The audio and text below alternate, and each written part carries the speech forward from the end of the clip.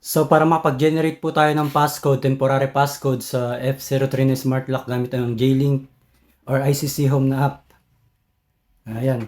Makikita natin dito sa screen sa app ang temporary password. Tap lang natin siya. Tapos yan, generate password lang tayo. Maglalagay tayo ng another 6 digit bukod dyan sa number 1 na naka-default. Halimbawa yan. Yan. Tapos sa name.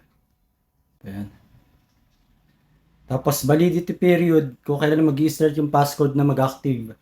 So kung halimbawa ngayon na yan, pwedeng confirm, or kung kinabukasan pa, baguhin lang natin dito sa day.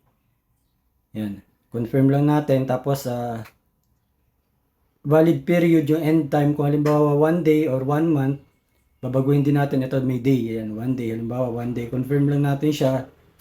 Then kung anong araw lang siya pwedeng magamit. Kung everyday naman, lahat yan dapat naka-green.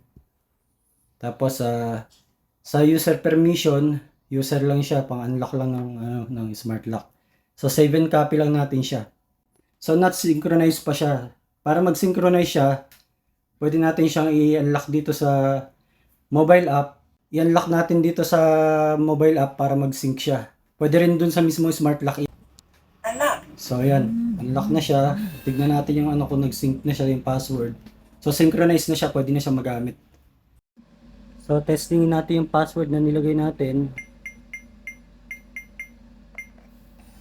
So gumana na siya.